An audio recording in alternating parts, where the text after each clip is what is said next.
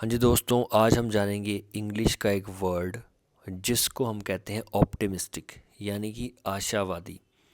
इसका मीनिंग, इसका definition, examples और इसका एंटोनिम यानी इसका अपोजिट जो वर्ड होता है उसके बारे में प्रॉपर आपको बताऊंगा। सो ऑप्टिमिस्टिक की स्पेलिंग क्या है? पहले OPTIMISTIC, ऑप्टिमिस्टिक। इसको हम इस तरीके से प्रोनाउंस करेंगे यानी बोलेंगे।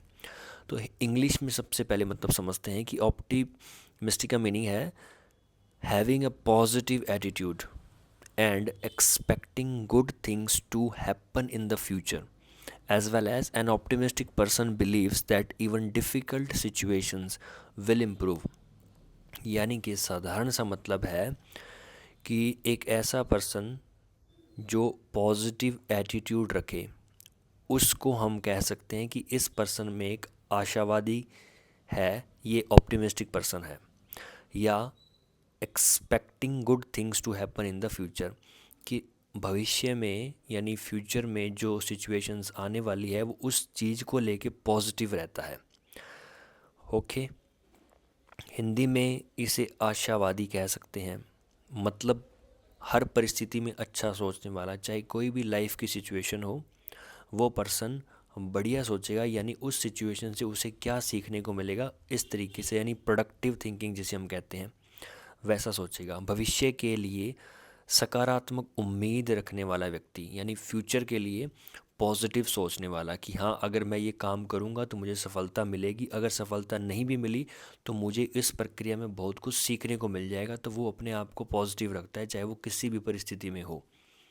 एग्जाम्पल है, she is optimistic about her exam results, यानी वो जो है लड़की अपने एग्ज़ाम के रिज़ल्ट के कॉन्टेक्स्ट में बहुत ही पॉजिटिव है।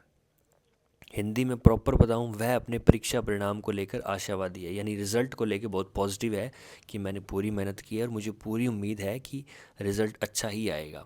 तो ये एग्जांपल अपने यूज़ कर सकते हैं डेली लाइफ में भी एज वेल एज स्पीकिंग के अंदर भी। Even after failing once he remained optimistic, यानी एक बार वो पर्सन फेल हो गया लेकिन फिर भी वो ऑप्टिमिस्टिक रहा, यानी आशावादी रहा। उसके अंदर एक उम्मीद थी कि कोई बात नहीं, दोबारा अपने ट्राई करेंगे। तो वो एक पॉजिटिवनेस अपने अंदर रहना, इसे ही ऑप्टिमिस्टिक कहते हैं। इसका अगर अपोजिट वर्ड अगर अपने देखें, ऑप्टिमिस्टिक का विपरीत जो वर्ड होता है, अपोजिट वर्ड, एंटोनिम इंग्लिश में कहा जाता है। अपोजिट वर्ड्स को एंटोनिम्स कहते हैं। सो पेसिमिस्टिक स्पेसिफिक वर्ड है जो अपने इसके प्रति यूज़ कर सकते हैं। पेसिमिस्टिक यानी निराशावादी, ऐसा पर्सन जो कितनी पॉजिटिव सिचुएशन हो, कितनी बढ़िया सिचुएशन हो, उसमें से भी उसे निराशा ही देखने को मिलती है, तो वो पेसिमिस्टिक पर्सन कहलाता है। या पेसिमिस्टिक वर्ड का हिंदी में मतलब होता है यानी कि नेगेटिव पर्सन, नकारात्मक कह लो, होपलेस कह लो, जिसे कोई उम्मीद ही नहीं है ना तो खुद से ना किसी और से। डाउटफुल कह लो, जो बहुत ही डाउट करता है खुद पे या दूसरों पे। तो ये सारे जो भी वर्ड हैं, पेसिमिस्टिक, नेगेटिव, होपलेस और डाउटफुल, ये एंटोनिम हो जाएंगे यानी विपरीत वर्ड हो जाएंगे ऑप्टिमिस्टिक के। ठीक है, एक छोटा सा कंपैरिजन हो रहा है।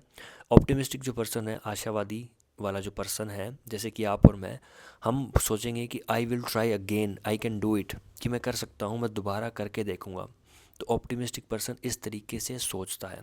और जो पेसिमिस्टिक पर्सन है, यानी इसका विपरीत वाला जो बंदा है, जो निराशाजनक आदमी है, वो क्या बोलेगा? I will fall again, sorry I will fail again, कि मैं फेल हो जाऊंगा। ठीक है, मैं असफल हो जाऊंगा या मैं फिर से असफल हो जाऊंगा।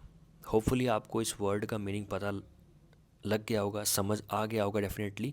तो कमेंट सेक्शन में आप एक या दो एग्जाम्पल बनाकर लिखिए इंग्लिश में, और फिर अपने इस टॉपिक पे बातचीत करेंगे। And share this video. ऐसे ही इंग्लिश सीखने के रिगार्डिंग आप हमें सब्सक्राइब एंड फॉलो कर सकते हैं। And thank you so much for your time. Have a great day.